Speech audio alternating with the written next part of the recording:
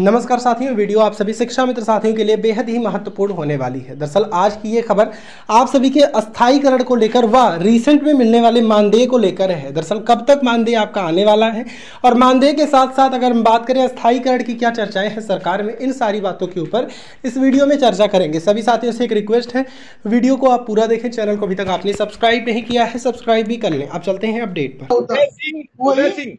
उदय सिंह वही शिक्षा मित्रों के लिए थोड़ा विक्रम सिंह बाहर है, मैं अभी आपको मौका दूंगा दोबारा। मैं विक्रम सिंह की बात बोलूंगा।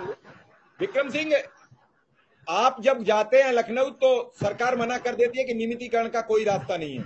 अनुदेशक रोज नियमित हो जाता है, सुबह से शाम तक कई बार नियमित हो जाता है, वेतन मिले न मिले कई बार मैसेज में पास हो जाता है, आपको पास हो जाता है। क्या कहा सरकारी अधिकारियों ने?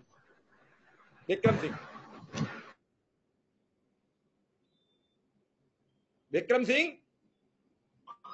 सर आज स्मृति जी को सुनिए पहले। अरे नहीं, पहले आपको सुनेंगे फिर हम सुनेंगे। क्यों आप बार नेट? हाँ, पहले आप कहिए बात। यही सवाल मैं स्मृति जी से कर लेता हूँ। क्या कहा स्मृति जी आपसे? स्मृति जी को पहले सुनिए फिर हम तो। जी सर, जैसे 10 साल से हम लोगों को झुंझुना एक पकड़ा के भेज दिया जाता है, वही दशा हुई है। अब हमको तो लगता है कि कब तक हम लोग ये झुंझुना बजाते रहेंगे।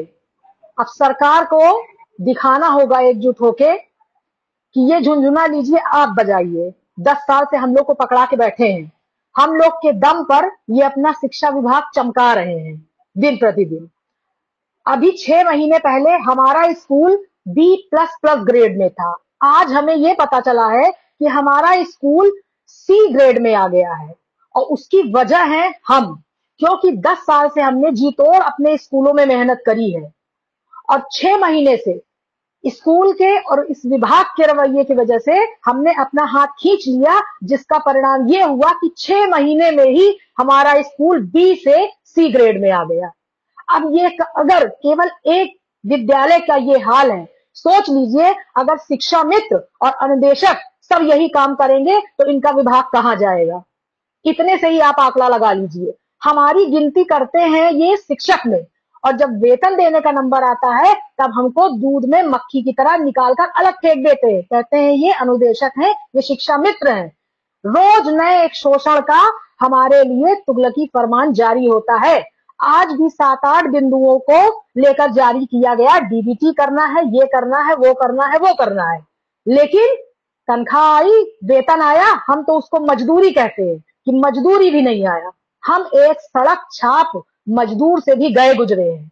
इतनी मेहरबान हमारे ऊपर सरकार है। और जिनको 1 लाख दे रही है उनकी सैलरी एक ही तारीख को आ जाती है। मजाल नहीं है कि 1 हफ्ते भी उनकी सैलरी रोक ले, और हमारी 3-3 महीने से सैलरी रोक के रखे हैं, फिर भी किसी के सर में जूं तक नहीं रेंग रही है। किस तरह से महिलाएं गई थी धरना देने, रो रही थी, बिलख रही थी, लेकिन ये संवेदनहीन सरकार और उनके कर्मचारी, उनके अधिकारी इस वक्त इतना शोषण कर रहे हैं, इतना शोषण कर रहे हैं कि हम बता नहीं सकते। शिक्षा मित्र और अनुदेशक रोज कोई ना कोई हमको या तो किसी बड़ी बीमारी से ग्रसित नजर आता है या तो कोई आत्महत्या कर लेता है। मेरी भी यह दशा हो चुकी है कि आज मैं माइग्रेन की मरीज हो गई हूँ। फिर भी जब स्कूल पहुंचती हूँ तो उन गरीब बच्चों का मुंह देखती हूँ, मेरे अंदर एक नया जोश आ जाता है। और उसका परिणाम यह है कि बच्चे हमारा कहना सुनते हैं, और जो वहीं पर 1 लाख पाते हैं उनकी बच्चे सुनते तक नहीं है, उनका कोई सम्मान नहीं। इतने के बाद भी ये विभाग हमारी कोई कदर नहीं कर रहा है। सबको एक प्रोत्साहन चाहिए, एक पुरस्कार चाहिए। हमको क्या पुरस्कार मिलता है? पुरस्कार स्वरूप हमको सिर्फ तिरस्कार मिलता है। तो ये कब तक चलेगा? 2 कार्यकाल इनका बीत गया, एक सरकार चली गई, बस नियमितीकरण हो गया। नियमितीकरण का झुंझुना देकर हमसे ये अपना सारा काम करवा रहे हैं। इतना बड़ा शोषण, और हमारी क्या कहे संगठन के कुछ लोगों की वजह से, कुछ सदस्यों की वजह से हम इतने लाचार हो गए हैं कि इनका तुगलकी फरमान, बेबुनियादी फरमान हमको पूरा करना पड़ता है। अगर संगठन का एक एक व्यक्ति एक साथ विरोध में खड़ा हो जाए कि पैसा नहीं तो